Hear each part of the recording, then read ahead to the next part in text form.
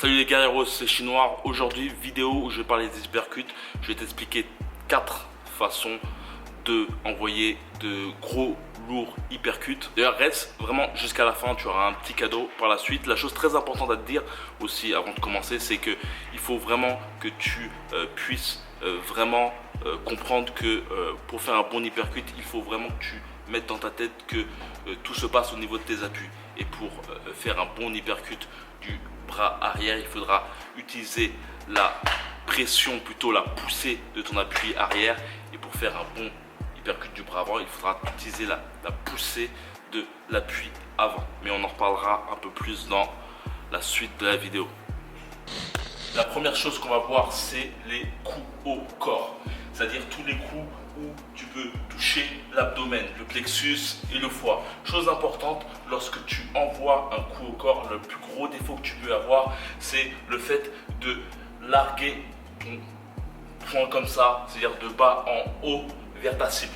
C'est une chose qu'on verra par la suite avec l'un des derniers hypercutes intéressants pour percuter salement ton adversaire.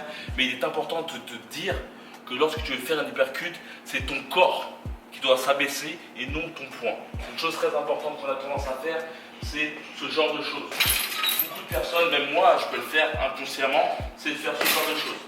Lorsque tu veux par exemple envoyer un coup sur ton adversaire, très important, lorsque tu veux vraiment poinçonner ton adversaire au niveau de l'abdomen, il faut que tu abaisses vraiment ton corps. Il faut que tu abaisses ton corps et il faut que tu utilises justement, là, comme j'ai pu le dire, tes poings sont liés avec tes appuis. Donc quand tu pousses, quand tu envoies un hypercute du bras avant, c'est vraiment l'appui du bras avant qui monte et qui monte en fait la totalité de ton corps, qui permet ensuite justement de larguer par la suite ton hypercute. Mais pas avant, tu ne fais pas un truc comme ça, c'est vraiment, tu vois. Donc c'est pareil, pour envoyer un hypercute au corps, il faut simplement en général faire des pas de retrait, des pas sur les côtés. Donc des pas sur les côtés qui te permettent d'abaisser ton corps pour ensuite envoyer la patate.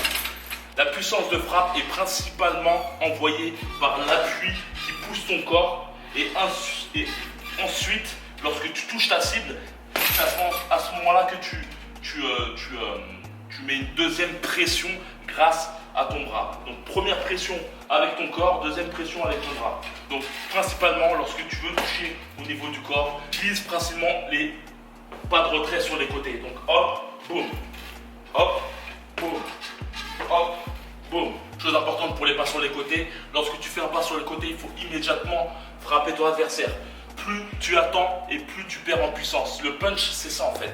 C'est la possibilité d'appliquer ton poids au sol pour rapidement pousser et par la suite, comme j'ai dit, deuxième pression est faite par le bras. Deuxième hypercute dont je vais te parler, c'est un hypercute que j'ai beaucoup encaissé par des adversaires qui étaient plus grands que moi.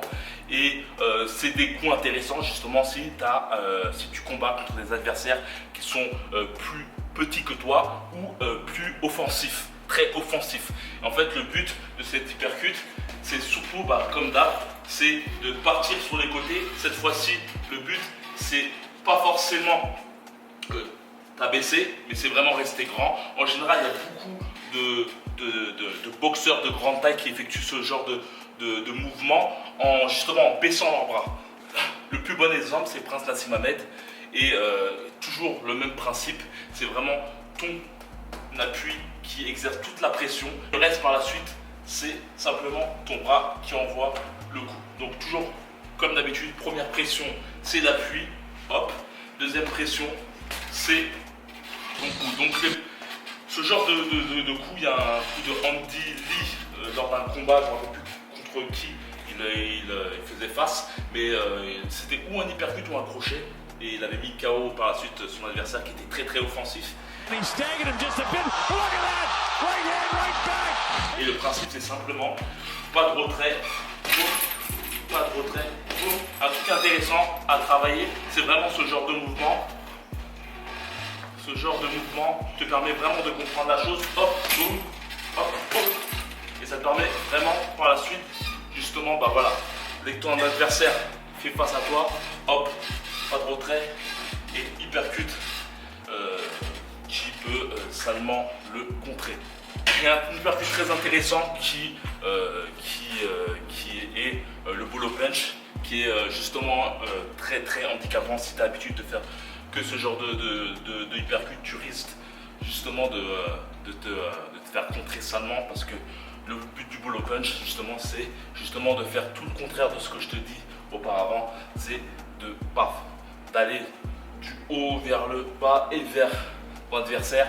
Après, ce genre de coup est intéressant si tu domines ton adversaire, et je te conseillerais vraiment, si tu effectues ce genre de coup, de vraiment utiliser tes directs pour empêcher justement ton adversaire de voir que tu vas lui faire un crochet, un hypercut plutôt. Donc tu dois utiliser tes jabs. Les jabs, ça sert à ça, tu n'as même pas besoin de ouvrir tes mains, tu as juste à faire ça sur ton adversaire. Fais ça sur toi, tu verras que tu ne verras pas forcément les coups. Donc le but, c'est ça, c'est bolo punch, c'est ça. Après bolo punch, c'est vraiment ça, le but c'est ça, et hop, c'est vraiment tac. Une fois, boum, paf, il y a déjà tassé. Donc c'est hop. N'oublie pas de lever ton talon pour avoir plus de flexibilité. Moins tu auras le talon, plus tu auras le talon plutôt au niveau du sol, et moins tu seras flexible, plus tu auras le talon levé. Tu peux même le lever de 1 mm tant qu'il est élevé, tant qu'il ne touche pas le sol, ça te permet d'avoir une grande flexibilité au niveau du corps. Un autre point assez intéressant pour les hypercuts, c'est les hypercuts au corps au niveau du plexus. Et la chose que je te conseille, c'est à chaque fois de frapper comme ça, tu vois, de frapper sans tourner ton poing. Le but en fait, c'est justement de te permettre de rentrer dans la garde de ton adversaire. Lorsque tu effectues un hypercut comme ça, quand tu rentres au niveau du plexus, et ben ton adversaire a une garde, il a des bras, et tu auras moins de chances de rentrer dans la garde de ton adversaire. Lorsque tu mets ton hypercut en mettant ton poing comme ça, tu auras plus de chances justement de rentrer dans la garde de ton adversaire, dans le plexus. Donc le but là, c'est vraiment, comme je t'ai pu le dire, là on ne fait pas de bolo punch, on ne fait pas de coups bizarres. Le but, c'est vraiment tac, de t'abaisser grâce à tes genoux, tac, n'oublie pas de lever les talons, boum. Et c'est vraiment comme je t'ai dit, première pression est faite par l'appui, deuxième pression est faite par le bras quand tu touches. Donc hop, ça c'est des coups très intéressants lorsque tu vois ton coup, tu fais un pas de retrait et justement tu rentres en même temps avec l'hypercut, comme un couteau. Tu vois, tu n'as même pas besoin de faire un pas de retrait sur le côté opposé. Justement là, le but c'est vraiment de rentrer dans l'arbre. Après tu peux utiliser le crochet pour faire mal. Chose importante, rejoins le groupe privé dans la description. Je vais te délivrer une vidéo qui va te permettre justement de envoyer des hypercuts dans tous les sens. En fait, je m'inspire en fait beaucoup en ce moment de Ito Portal, qui a été le coach de Conor McGregor, et dans une vidéo qui sera délivrée par email dans la description, il suffit simplement de rejoindre le groupe privé qui est gratuit. Je te délivrerai justement des techniques d'Ito Portal qui te permet de travailler ta réactivité, c'est-à-dire ta possibilité à avoir plus de coups d'œil, et aussi il y a une dernière astuce qui te permettra justement de pouvoir travailler ta réactivité et envoyer des hypercuts dans tous les sens, comme l'a pu faire Prince Naseem Hamed. C'est-à-dire c'est vraiment un travail vraiment très intéressant pour travailler cela. Donc voilà, on se retrouve dans les coulisses et comme d'habitude que la boxe est avec toi.